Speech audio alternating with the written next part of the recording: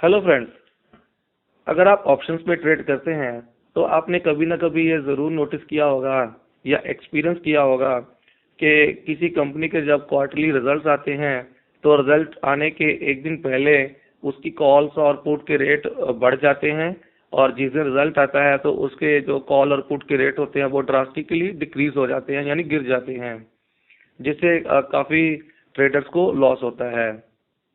तो ये जो कॉल और पुट के रेट है ड्रास्टिकली क्यों गिर जाते हैं, आज मैं इसी टॉपिक पे चर्चा करने वाला हूँ। इसी टॉपिक पे आपको बताऊंगा कि वो कौन सा फैक्टर है जो जिसकी वजह से ये कॉल और पुट के जो रेट है वो ड्रास्टिकली गिर जाते हैं। तो सबसे पहले ये देख लेते हैं कि ऑप्शंस के जो प्राइसेस होते हैं वो किन फैक्टर्स पे डिपेंड करते हैं। दोस्तों, जो मेजर फैक्टर्स होते हैं जिसपे ऑप्शन की प्राइसेस डिटरमाइन होती है वो है टाइम वैल्यू, इम्प्लाइड वॉलेटिलिटी जिसको आईवी बोलते हैं, और थर्ड है इंट्रिंसिक वैल्यू। दोस्तों, यहाँ पे मैं मान के चल रहा हूँ कि आपको जो ऑप्शंस की बेसिक नॉलेज होगी कि ऑप्शंस क्या होते हैं, कॉल पुट क्या होती है, इन द मनी क्या होता है, आउट ऑफ द मनी क्या होता है, और एट द मनी क्या होता है। अगर आप इन चीज़ों के बारे में आपको नॉलेज नहीं है तो प्लीज़ कमेंट करें, मैं इसके ऊपर एक बेसिक ट्यूटोरियल भी बना दूंगा आपकी नॉलेज के लिए। फिलहाल मैं इस वीडियो में आपको बताऊंगा कि अगर कॉल और पुट के रेट ड्रास्टिकली डिक्रीज होते हैं या एकदम से गिर जाते हैं उसका रीज़न क्या है। उसका सबसे मेजर रीज़न जो होता है इन तीनों फैक्टर्स में से वो है आईवी, जिसको हम इम्प्लाइड वॉलेटिलिटी बोलते हैं। तो इसको मैं आपको एक एग्जांपल के साथ समझाना चाहूँगा। तो एक एग्जांपल देख लेते हैं। एग्जांपल है इन्फोसिस की। दोस्तों, इस एग्जांपल में मैंने इन्फोसिस के 2 दिन लिए हैं। वो पर्टिकुलर 2 दिन लिए हैं। एक तो 14 अक्टूबर का दिन है और एक है 13 अक्टूबर का।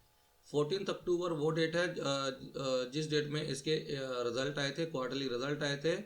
और 13 अक्टूबर उससे एक दिन पहले की डेट है।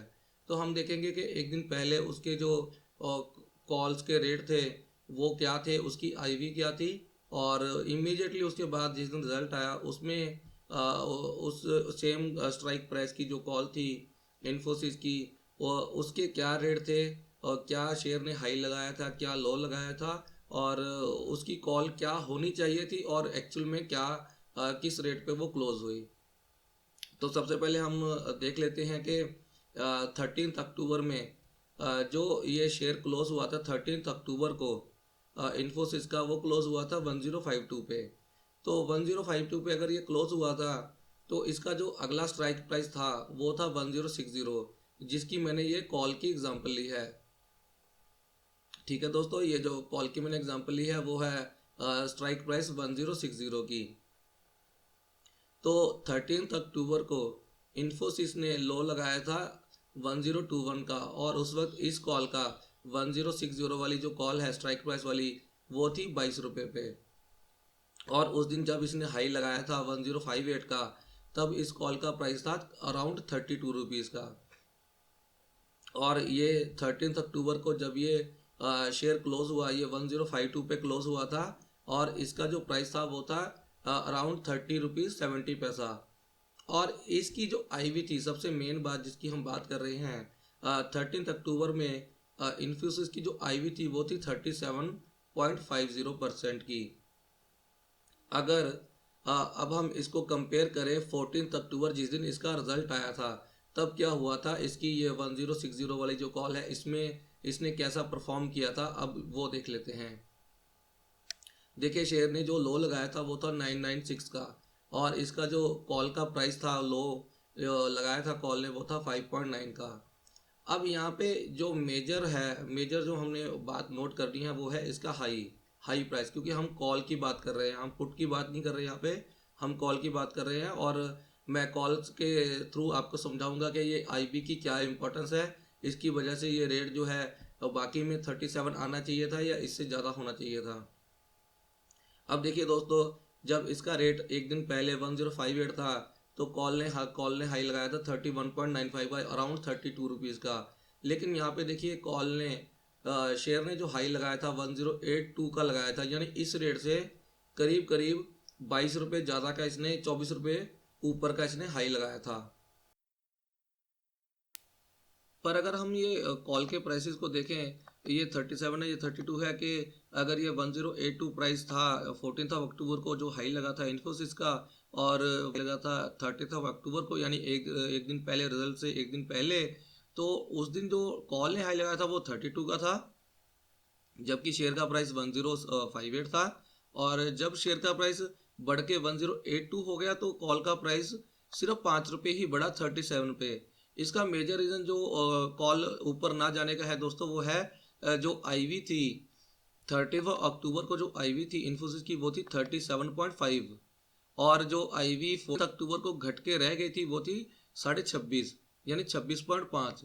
तो यही जो 13% का गैप आ गया आईवी में, इसी वजह से ये जो कॉल का रेट है, डिस्पाइट ऑफ के जो शेयर का प्राइस है वो ऑलमोस्ट 24 रुपये पिछले हाई से ऊपर चला गया था, बट जो कॉल का प्राइस था वो उतना नहीं बढ़ पाया जितना बढ़ना चाहिए था। अब मैं आपको इसको एक ऑप्शन का कैलकुलेटर ओपन करके उसमें दिखाता हूँ कि अगर ये जो 37 वाली आईवी थी जो 13 अक्टूबर को थी, अगर हम एक दिन जो टाइम एक्सपायरी है 13 से हम 14 तारीख में कैलकुलेशन करें कि एक दिन तो हमारी एक्सपायरी का कम हो गया, बट अगर हमारी आईवी जो है वो 37.5 ही रहती ये 14 अक्टूबर को, और रेट हमारा 1082, ये तो एक्चुअल रेट है, अगर इस रेट में हमारी आईवी भी पिछली वाली ही रहती तो क्या ये 37 हमें 45 या 46 मिल पाता या उससे कम मिलता? ये हम एक कैलकुलेटर ओपन करके चेक कर लेते हैं। देखिए दोस्तों, ये कैलकुलेटर है, ऑप्शन कैलकुलेटर है ये। इसमें हम सबसे पहले थर्ड कैलकुलेट करके चेक कर लेते हैं। देखिए 13 अक्टूबर में जो शेयर का प्राइस था वो था 1058, ये हाई वाला प्राइस हम ले रहे हैं। शेयर का प्राइस है 1058, और हमने स्ट्राइक कौन सी वाली ली थी? 1060 वाली हमने स्ट्राइक ली है। और ये यहाँ पे हमने डालना है डेज टू एक्सपायरेशन, मतलब उस कॉल को, ये जो 106 वाली कॉल है इसको एक्सपायर होने में कितने दिन बाकी हैं। तो ये जो हमने एग्जांपल ली है ये अक्टूबर महीने की एग्जांपल है। अगर आप अक्टूबर महीने की सीरीज चेक करेंगे ऑप्शंस की एनएससी में, तो उसकी एक्सपायरी जो थी वो 27 अक्टूबर की एक्सपायरी थी। इसका मतलब अगर हम 13 अक्टूबर वाला अभी हम कैलकुलेटर में डेट डाल के चेक कर रहे हैं, तो इसकी जो एक्सपायरी हम डालेंगे 27 और 13 का डिफरेंस जो है 14 दिन की हम एक्सपायरी यहाँ पे डाल देते हैं। 14 दिन हमारे पास एक्सपायरी के पड़े थे, और 1% महीने के हिसाब से जो इंटरेस्ट रेट 12% डाल देते हैं। यहाँ पे जो वॉलेटिलिटी है वो हम डालेंगे ये 37.5 वाली,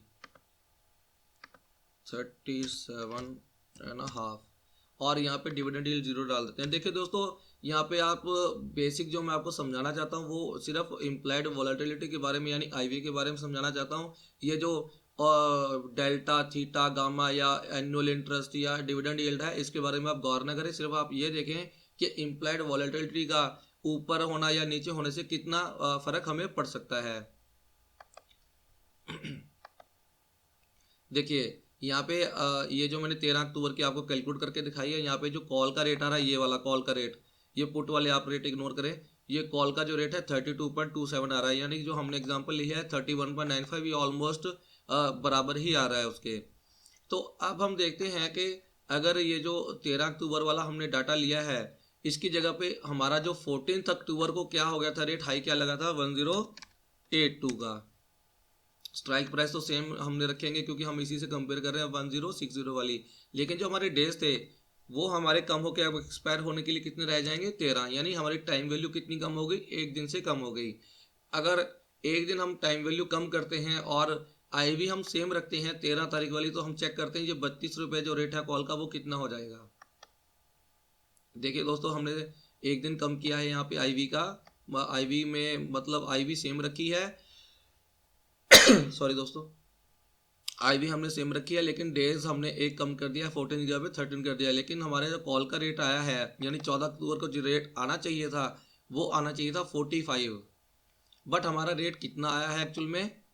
37। ये क्यों आया है? क्योंकि इसकी आईवी कम हो गई थी। अब हम यहाँ पे आईवी कम करके डाल देते हैं 26.50। देखिए दोस्तों, ये 37 आ गया है रेट। ये जो रेट आया है 36.98, ये रेट जो है वो 37 आ गया है। इसका मतलब जो आईवी 13 अक्टूबर की थी 37.5, वो 14 अक्टूबर को 26.50 रहेगी थी, जिसकी वजह से हमारे जो कॉल के रेट थे वो डाउन आ गए थे। तो दोस्तों यही है वो मेजर डिफरेंस जिसकी वजह से कॉल या पुट की रेट में जो है ड्रास्टिकली सडन डिक्रीज आता है, या एकदम से कॉल के या पुट के रेट जो है सडनली गिर जाते हैं। और ये जो आईवी है इसमें ये चेंजेस क्यों आते हैं या किस पे डिपेंड करती है? जो आईवी होती है, एम्प्लॉयड वॉलेटिलिटी होती है, ये दोस्तों डिमांड और सप्लाई पे बेस होती है। अगर डिमांड किसी चीज़ की ज़्यादा होगी तो वो ऊपर, उसके रेट ऊपर चले जाते हैं, और जैसे ही उसमें सप्लाई आती है तो उसके रेट गिर जाते हैं। इसका मतलब जब किसी शेयर में कोई इवेंट आने वाली होती है, जैसे कि उसके क्वार्टरली रिजल्ट, तो लोग क्या करते हैं, उस पर स्पेकुलेशन करना शुरू कर देते हैं कि उसके रिजल्ट कुछ अच्छे आने वाले हैं, तो वो उसमें डिमांड बढ़ जाती है, कॉल बाय करना शुरू कर देते हैं, जिसकी वजह से ये जो इम्प्लाइड वॉलेटिलिटी है वो ऊपर चली जाती है, जिसकी वजह से कॉल या पुट के रेट जो है वो बढ़ जाते हैं। और जब रिजल्ट डिक्लेयर हो जाते हैं तो लोग उसमें प्रॉफिट बुकिंग करते हैं और उसको इमीडिएटली सेल करना शुरू कर देते हैं, जो भी रेट होता है। इसकी वजह से जो आईवी होती है वो गिर जाती है। तो दोस्तों अब आपको थोड़ा समझ में आ गया होगा कि जब भी आप ये ऑप्शंस में ट्रेड करें तो आप ट्रेड करने से पहले उसकी आईवी ज़रूर चेक कर लें कि आईवी किस लेवल पे ट्रेड हो रही है। अगर किसी शेयर की आईवी इम्प्लॉयड वॉलेटिलिटी 90 या उससे ऊपर ट्रेड हो रही हो, मतलब उतनी वैल्यू आपको शो हो रही हो, तो आप ये मान के चले कि उसमें अगर वो सडन डिक्रीज हो गया 90 से वो 80 या 70 या 50 पे आ गया, तो आपका जो प्राइस, जिस प्राइस पे आपने वो कॉल या पुट बाई की थी, उसमें ड्रास्टिकली डिक्रीज आ जाएगा। अब आप ये आईवी जो मैं आपको बता रहा हूँ वो आप कहाँ से चेक कर सकते हैं वो देख लीजिए। आप एनएससी की वेबसाइट पे जब जाएंगे तो यहाँ पे आप कोई भी शेयर जो एफएनओ यानी फ्यूचर ऑप्शन में ट्रेड होता हो उसको डालिए। फॉर एग्जांपल हम इन्फी की ही एग्जांपल ले लेते हैं, इन्फी डाल देते हैं।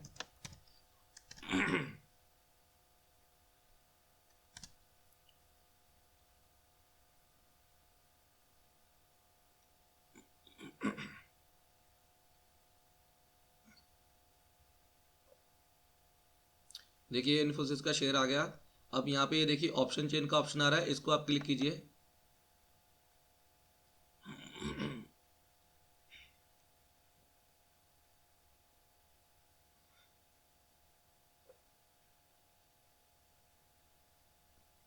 ये देखिए इन्फी की ऑप्शन चेन आ गई है हमारे सामने। ये नवंबर सीरीज़ की है।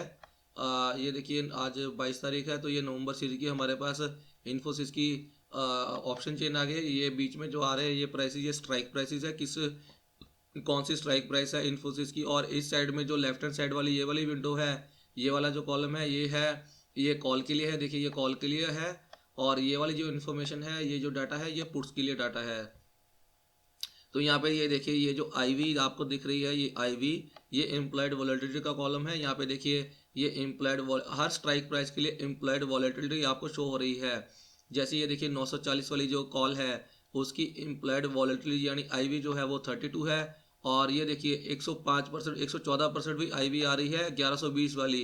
अभी जो अपने ये करंट जो सीरीज एक्सपायर होगी उसमें सिर्फ एक दिन बच गया एक्सपायरी के लिए, लेकिन फिर भी देखिए जो करंट रेट चल रहा है इन्फोसिस का वो 914 रुपये है। और ये जो इससे करीब करीब 200 रुपये ऊपर वाली जो एक्सपायरी की कॉल है उसका देखिए आपको आईवी जो मिलेगी 114% मिल रही है। इसका मतलब ये हाईली वोलेटाइल है। इसमें अगर आप ये 25 पैसे में भी ले लेंगे तो मान के चलिए वो आपको जीरो ही हो जाएगी, इसमें आपको कुछ भी प्रॉफिट नहीं आने वाला है।